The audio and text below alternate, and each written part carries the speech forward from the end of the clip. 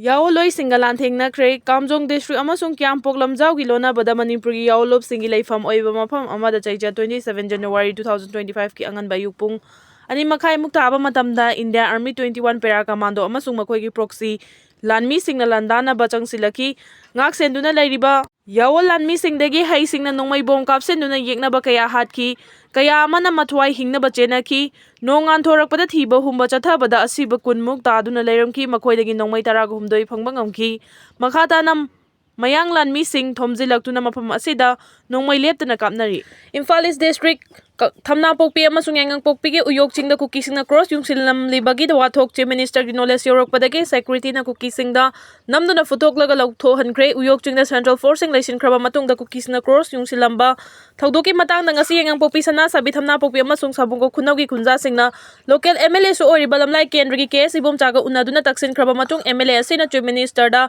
paudam laba matung Kuki Singna yung silamba cross asinu minawaram security na namduna fokto hankre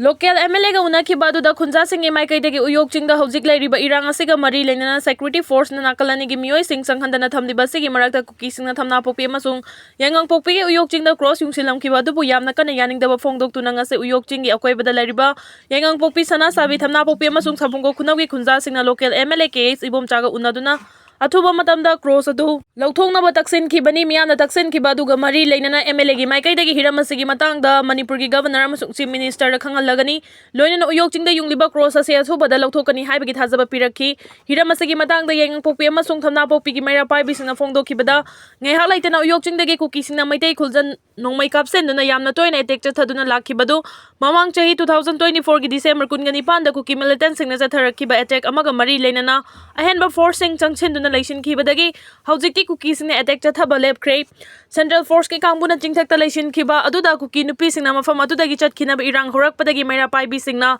Central Force hankiba yaroi haina ahing yarektuna khongjang changsilakibadu haujik yanaba amagi makhada mafam aduda Central Force leiribani adubu Central Force leina mafam aduda cross yung silambasi yaningde maram aduna sarkar gi maikai dagi athuba matamda cross asi lauthokadabani mafam aduda cross yungle haibasi khunja singna drone thagatuna survey tawbada khanglakibani hairi Editorial column dagi laukocherake luchingbana boss ki sajat licho chatlabadi lengak mangba tabani Manipur da ngasi fawba laibak miyamgi amadi tunglam chatkidamak khanba luchingba ama fawba laitri haiba yai haujik thorakliba luchingbani haribasing asi masana masaba luchingbani haiba mingthol pijaba ngaktani haibasi laibak miyamna yamna sengna khangi aduga luchingba haiba adudi laibak miyamgi damakta khanduna matam chupada afaba thabak tawnaba honagadabani laibak miyamga afaba mari thamgadabani kathokpa haibasina mang thaduna hiram khudingmakta laibak miyamgi damakta afaba thabak tawbu ngamgadabani Laibak thibadi haujik Manipur lengaki oina luchingbani haiduna leirabasu asengba luchingba amagi licha chajat adu chatpa ngamdre luchingbana boss ki saklon lauduna mana taw haiba thabak adu khaktamak tawgadabani mana haiba ingadabani mana haiba indrabadi awafamda tahangani loinana laibak miyambu minai gumna sijinnagani hanthaba thakta loinagani haiduna thabak tawba luchingba oina tawre masi mangna laibak asi kang khong chaibagi phibamda lakbani luchingba haibadudi miyambu tasin khomjin gadabani miyamgi wakat tabi gadabani Manaba miyeng yengduna laibak miyambu amata oiba lipuna chena punduna amata oibagi wakhalonda laibak miyamgi yaifana bathabak masak thokna pangthokpa ngamgadabani adubu kariguma luchingba oibagi fajakraba licha chajat asi ngasidi ngamnama kaukthoknakhre luchingba saraga laibak miyamgi singlida tongjai thaduna I chuppa luchingba ngakta oina thorakle masina Manipur nongmagi lekha tarakpaga loinana thoaningdaba kangnuki sathiba irang thoktuna Manipur mai hauna chaklakpani haibada thoina laloidra haina khali Haujik sulenga ki luchingba oiriba singna mahak ki lengak sasan ki thodang puminariba singa amato oina tasin khomjinuna pukchel khoijen tinana lingjen manana leibak miyamgi aifana bathabak tawba ngamde makha thaba lenga loisingi wakatabi da baluchingmana haiba thabak khudingmak induna afafata khangdana thabak tawba dabani haiba romda loina chatpagum tawre maduna luchingmana boss ki saklon lauduna aina khwaidagi chawbani khwaidagi sakti leibani haiba romda mukhaiduna lengak sasan ki thabak tawbagum tawre Haujik oiriba Manipur gi phibam asidadi laibak miyamgi damakta khanduna kathokpana mang thaduna thabak tawba ngamba luchingba ama mathau tari Tasengna hairabada lamyanba hizam irabana thupkhiba matungdagidi ngasi fawbada Manipurda asengba miyamgi luchingba ama fawba thor haiba yai matamgi lengak sasangi thabak tawduna lengak mapu oina purama kaya ngasigi mirol asina makoina afaba thabak tawrami haiduna singthaningai karisu leite asengba miyamgi luchingbani haiduna makoigi mitam saduna makoigi makhongda leisu katuna इकाई खुमनबा याबा लुचिंगबा अमदासु लेट्रि हाइबसि खंगना लुचिंगबनी हाइना थोरगलिबसिंगना बोसकी सकलोन लौबा असि तोकदबनी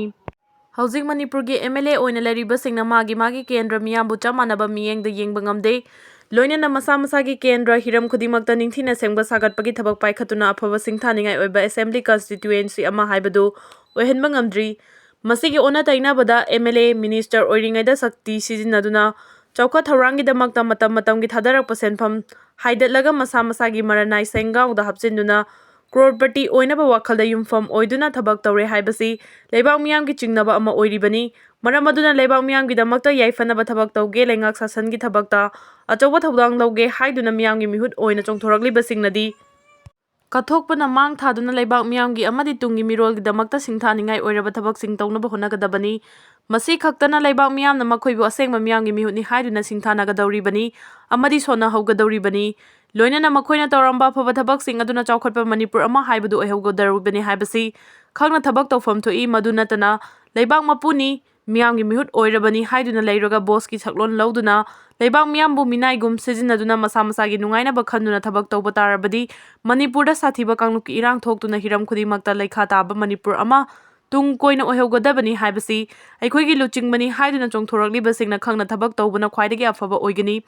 हौजिक मणिपुरदा थोक्लिबा था कुन हेलक्लबा लानसि लोइसिनबा ngamdribasi lengaloi oiriba minister MLA sing amata oina punsenduना अपुनबगी थौना Pongal सागतपा ngamdabadagini अदुगा लेबाक असिगी लुचिंगबा हाइबदि chief minister ओइबा मियोय असिनसु मखा ताबा लेंगाक सासनगी थबक तौमिनरिबा minister सिंग MLA सिंग अमता ओइना तासिन खोमसिनना लुचिंगबा अमा ओइबगी असेंगबा लिचत साजत अदु चटपा ngamlabadi Manipur थोक्लिबा लानसि नहाना लोइसिनबा